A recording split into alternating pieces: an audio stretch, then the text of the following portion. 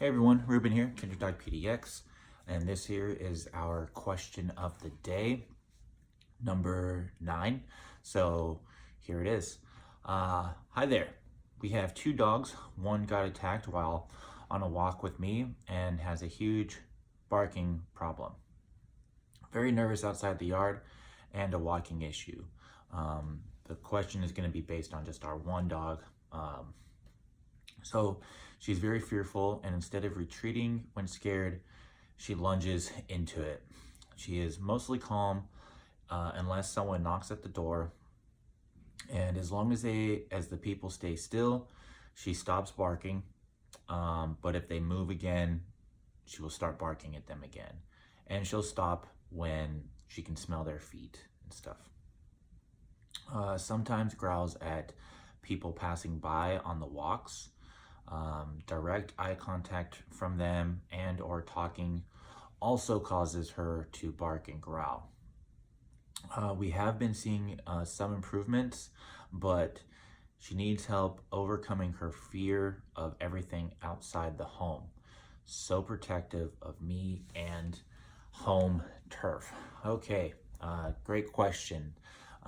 So we've got a dog here, nervous.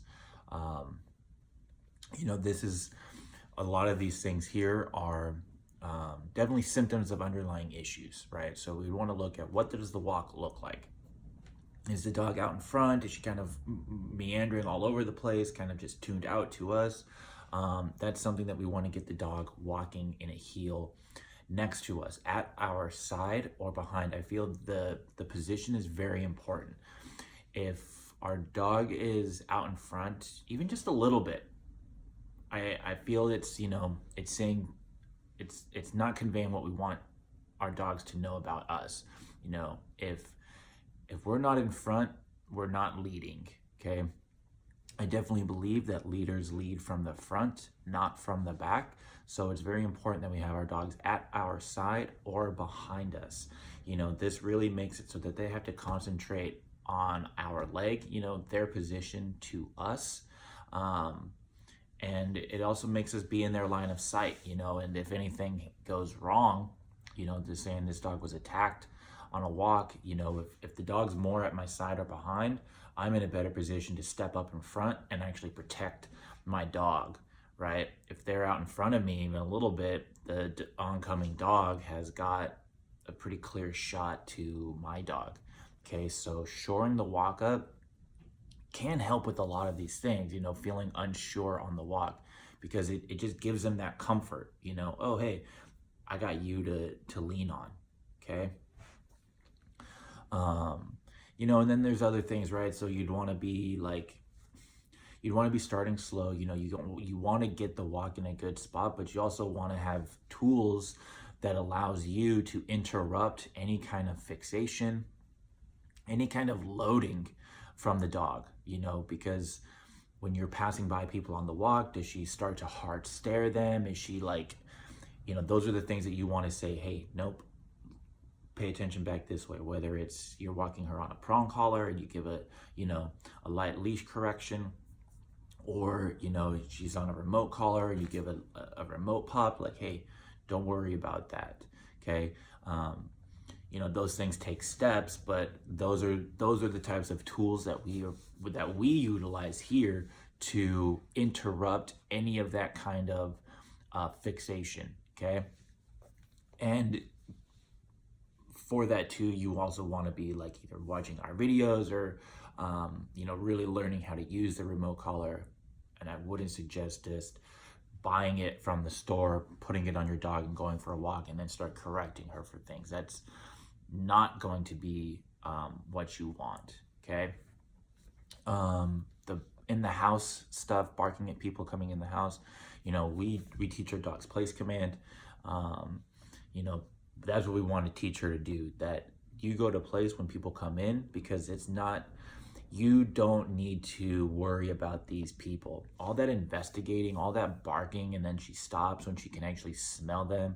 That's unsureness manifesting itself into this form. Okay.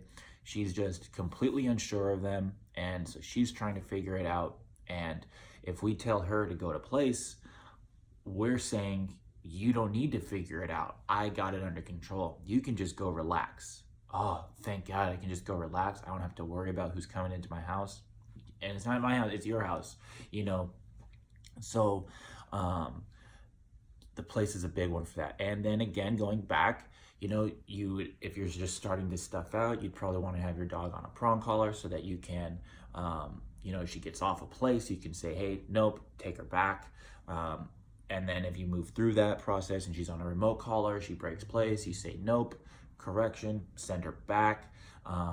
Again, those are a series of steps, okay? You don't just jump right into it. And we've got a bunch of videos on how to teach those things. But that's gonna help our dog relax, okay? And not feel so quote unquote protective or territorial of stuff, okay? Let's not confuse fear with actually doing protective things, okay? A lot of people want to say that, like, oh, my dog's being protective. No, the dog is not being protective. It's actually going to be a liability because the dog could bite somebody out of fear, and they don't know how to turn that off. You know, a protection dog knows how to turn off. So we don't want to confuse those two things, okay? You know, I mean, in general, you'd want to be working on a whole training program because that just helps build confidence in the dog, helps build their trust in you, helps build the relationship up so that they can rely on you more, you know, and not have to take matters into their own hands, okay? So let's see. Yeah, I mean, it's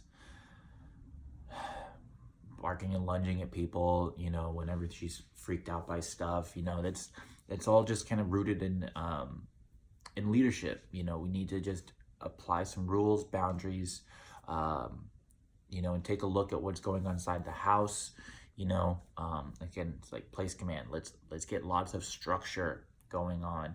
You know, we need to help our dogs feel safe, and the first place we start to help our dogs feeling safe with us is by implementing lots of structure, because the structure gives them clarity on what is expected, what I expect of them. You know, it really just lets them know what things are going to look like, okay?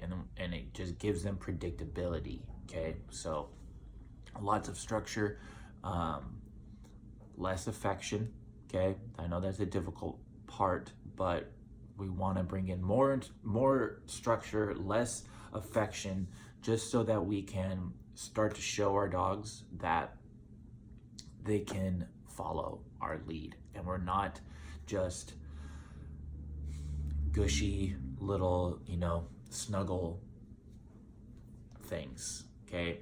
If that's all we represent to our dogs, which is fine, you know, they're like, okay, that's cool, you're just the snuggler, but I can't rely on you to protect me, okay? So that's where that differentiation lies, is that we want to have first, oh yes, they can watch out for me and all of that stuff, and you know, there's also this other little side, okay?